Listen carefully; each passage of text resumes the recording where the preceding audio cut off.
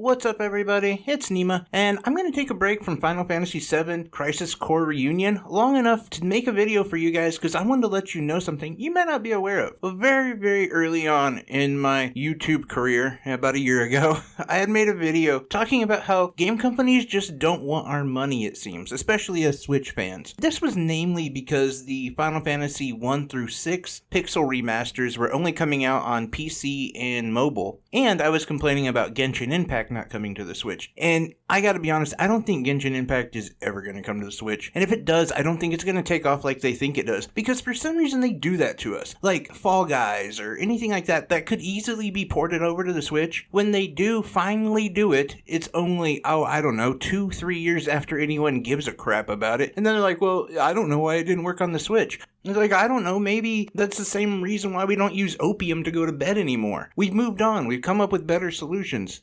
Although I really want to go back to the opium days. But anyway, I was reading an article last night on Kotaku where they had talked about some very eagle-eyed Final Fantasy fans had noticed that the ESRB ratings have now been rated for consoles, PC, mobile, and the Nintendo Switch specifically. That this has been removed, but coming up on Sunday is Final Fantasy's 35th anniversary. So we're wondering if they're going to see something, maybe an announcement, something like that. The page at, Final Fantasy's homepage looks a little bit sparse, so we might be seeing an announcement or two coming soon. And since it's already gone gold, which was also announced, we're pretty sure they're going to be released in the near future. I absolutely love and hate this idea. And I'll tell you why. Because I have played most of these games and or own them on my phone or through other means. I'm not cool. I don't have the originals. I don't even have the PlayStation remakes. I just wasn't wealthy when I was a kid. And so I do want to play them again. And I've heard that the pixel remasters are decent.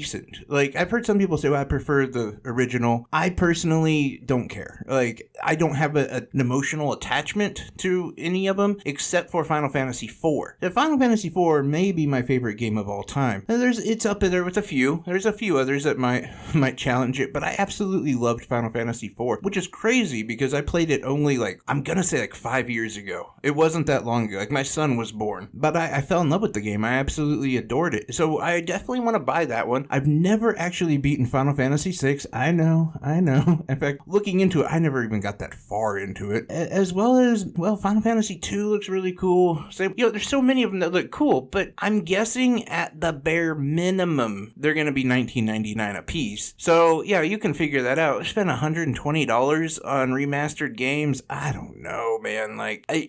It sucks, honestly. And I doubt they'll be in a bulk package like that. You can probably buy them individually, which is what I'm sure I'm going to do. And I'm 100% positive that they're well worth that money. But I'm just sitting here throwing out a random number. I'm just guessing they're going to be $20 because I think that's what they dropped off on mobile. I'm not really sure. I don't go off the PC as well because, I don't know, we seem to get mobile prices closer than we do to PC, which is odd. I wish we got PC prices better because, so many of the games we buy are so cheap on Steam. It sucks. Anyway, I have a feeling that we would be really pushing for 14, but it could even be 29, which it would be insane. But at the same time, could you honestly say that Final Fantasy VI is not worth $30? I mean, I've never actually, like I said, beat it, but so many people consider that best, the pinnacle of Final Fantasy. You're telling me the pinnacle of Final Fantasy isn't worth $30? So I mean, I could see both arguments on it. I would hope that they're gonna make them around 15 to 20, just because they are outdated, and it's not like we're buying something from the past. We're buying a pixel remaster, which some people have complained about that aspect of it. Everything,